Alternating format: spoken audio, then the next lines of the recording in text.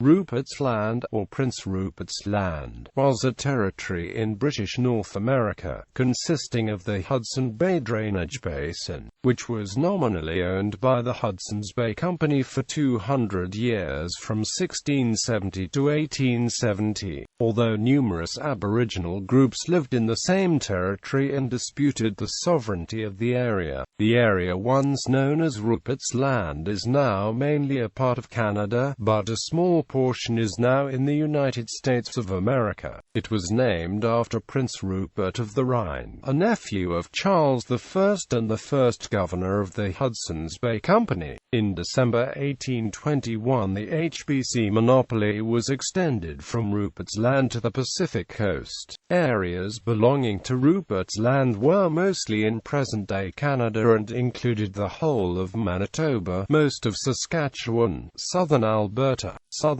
Nunavut, and northern parts of Ontario and Quebec. It also included present-day United States territory, including parts of the states of Minnesota and North Dakota and very small parts of Montana and South Dakota. The southern border west of Lake of the Woods to the Rocky Mountains was the drainage divide between the Mississippi and Saskatchewan watersheds, until the London Convention of 1818 substituted the 49th parallel.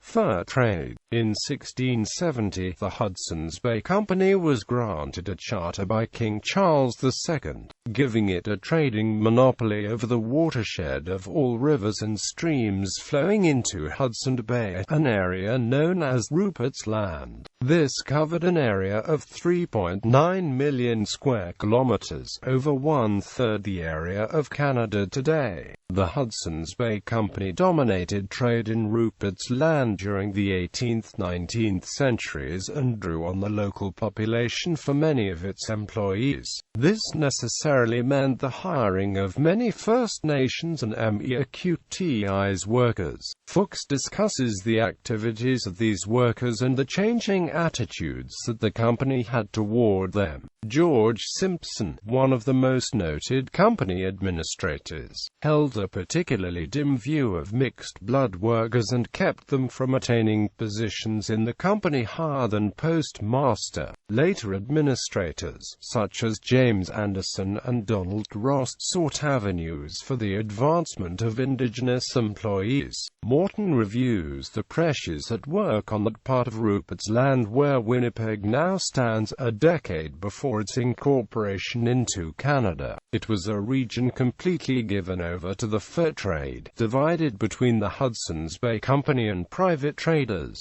with some incursions by the rival Northwest Company based in Montreal. There was strong business and political agitation in Upper Canada for annexing the territory. In London, the company's trading license was due for review. In St. Paul, there was a growing interest in the area as a field for U.S. expansion. The Great Commercial Depression of 1857 dampened most of the outside interests in the territory, which itself remained comparatively prosperous. Law. Baker uses the Red River Colony in the district of Assiniboia, south of Lake Winnipeg, the only non-native settlement on the Northwest Prairies for most of the 19th century, as a site for critical exploration of the meaning of law and order on the Canadian frontier and for an investigation of the sources from which legal history might be rewritten as the history of legal culture. Previous historians have assumed that the Hudson's Bay Company's representatives designed and implemented a local legal system dedicated, instrumentally, to the protection of the company's fur trade monopoly and, more generally, to strict control of settlement life in the company's interests. But this view is not borne out by archival research. Examination of Assiniboia's juridical institutions in action reveals a history formed less through the imposition of authority from above than by Obtaining support from below, Baker shows that the legal history of the Red River Colony, and, by extension, of the Canadian West in general, is based on English common law. Following the forced merger of the Northwest Company with the HBC in 1821, British Parliament applied the laws of Upper Canada to Rupert's Land and the Columbia District and gave enforcement power to the HBC. The Hudson's Bay Company maintained peace in Rupert's Land for the benefit of the fur trade. The Plains Indians had achieved a rough balance of power among themselves. The organization of the MEAQTIs provided internal security and a degree of external protection. This stable order broke down in the 1860s with the decline of the Hudson's Bay Company, smallpox epidemics and the arrival of trade whiskey, and the disappearance of the bison. The rule of law was, after the purchase of Rupert's Land by Canada, enforced by the Northwest Mounted Police.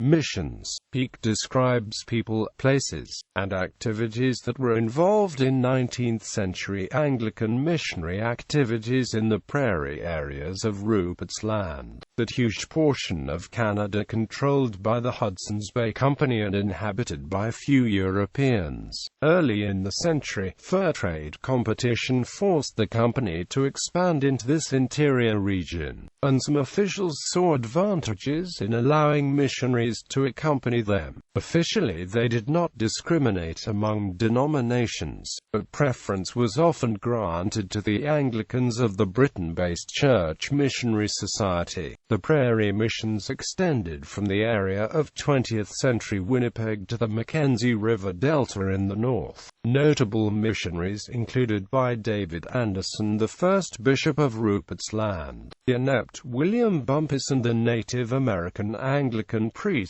Henry Budd, James Sutty, and Robert MacDonald. There were also Roman Catholic missions in Rupert's Land. One notable missionary was Alexandre Antonin Taquet, who both before and after his consecration as bishop worked as a missionary in St. Boniface, Isle across Fort Chipewyan and Fort Smith. Hudson's Bay Company's surrender of its charter to the Crown. In 1869 to 1870, the Hudson's Bay Company surrendered its charter to the British Crown, receiving £300,000 in compensation. While it is often said that Hudson's Bay sold Rupert's Land as well as the Northwestern Territory, the company had no land to sell. Its charter was essentially for a trading monopoly enforceable on British subjects. Control was originally planned to be transferred on the 1st of December 1869, but due to the premature action of the new Lieutenant Governor, Sir William McDougall, the people of Red River formed a provisional government that took control until their arrangements could be negotiated by leaders of what is known as the Red River Resistance and the newly formed Government of Canada.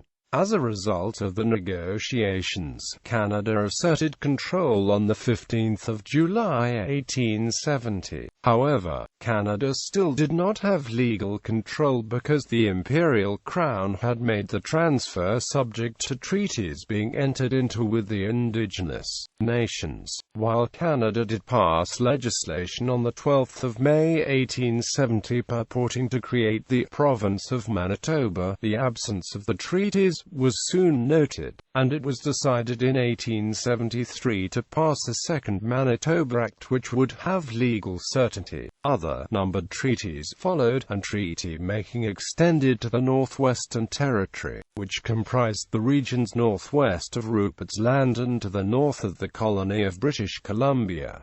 The transaction was three-cornered. On November 19, 1869, the company surrendered its charter under its letters patent to the British Crown, which was authorized to accept the surrender by the Rupert's Land Act. By order in council dated June 23, 1870, the British government admitted the territory to Canada under S. 146 of the Constitution Act, 1867. 1807, effective July 15, 1870, subject to the making of treaties with the sovereign indigenous nations to provide the consent to the imperial crown to exercise its sovereignty, pursuant to the limitations and conditions of the Rupert's land documents and the treaties. Lastly, the Government of Canada compensated the Hudson's Bay Company £300,000 for the surrender of its charter on the terms set out in the Order in Council. The company retained its most successful trading posts and 1/20 of the lands surveyed for immigration and settlement.